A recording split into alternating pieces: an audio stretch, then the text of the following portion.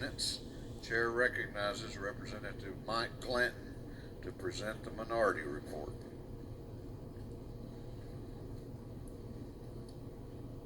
Thank you, Mr. Speaker. Ladies and gentlemen of the House, this afternoon I rise to speak on House Resolution 882 and to deliver the minority report. Mr. Speaker, I first acknowledge my own personal commitment, dedication, and loyalty to the service and sacrifices of the brave men and women of our armed forces, regardless to the length of service, regardless to the branch of service or occupation within our various services. I also recognize and honor the service and sacrifices of every member of this House Military Caucus. Furthermore, Mr. Speaker, I acknowledge and honor the service and sacrifices of the spouses and the family members of our armed forces. Likewise, Mr. Speaker, every member of the Democrat caucus, from our leadership to our nearest rank and file member, has expressed nothing but unconditional loyalty and support to our military men and women.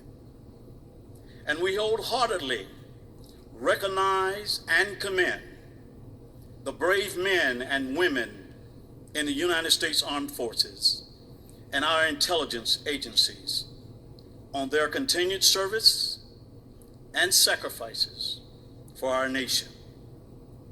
Mr. Speaker, for any member of this august body that has served for more than a day, hopefully can attest to my relentless and untiring support of our military, regardless of whether we're speaking in terms of active forces, reserves, or National Guard.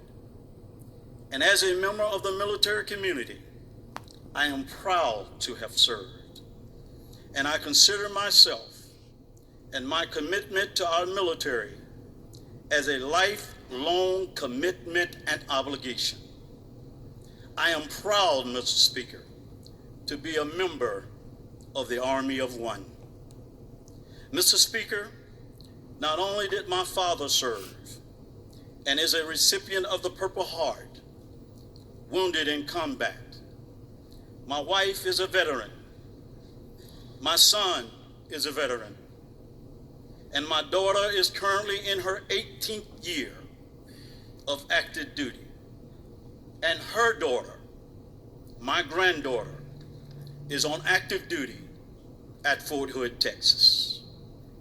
We believe in our military, and we believe in our oath of enlistment to protect and to defend the Constitution of the United States of America against all enemies, foreign or domestic, and to further guard our country and its way of life.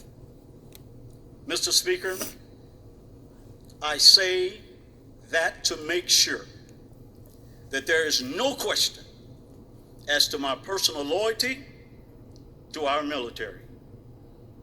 However, I respectfully submit that this resolution, Mr. Speaker, has absolutely nothing to do with honoring our military. This resolution is not about the brave actions of our military. This resolution is not about principles or protections. This resolution is not about policy.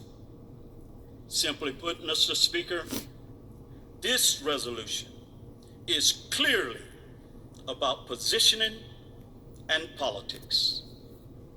Every member of our Democrat caucus has expressed their unwavering support of our military. House Resolution 882 does nothing to bring attention to the pressing matters for our service members, especially as it relates to affordable housing for our military families, improved health care for our veterans, vocational rehabilitation upon transition from military to civilian life, or homelessness among our military families. It does not address the mental health crisis, suicides, divorces, family separations, drug and alcohol addictions and dependencies, PTSD in our military community. Mr. Speaker, over the last 12 years, we have utilized our Guard and reserves in unprecedented ways. But what we have not done is address the unique concerns and issues and challenges of our military community in unprecedented ways. This resolution not only serves as a distraction from the business at hand, it does nothing to improve the lives of Georgians. As a matter of fact, Mr. Speaker, it does nothing to improve the lives and the conditions of a military in Georgia. But what it does is it burns valuable and limited time that we have here at the Capitol for the legislative session to do the people's business. The business we were sent here to conduct.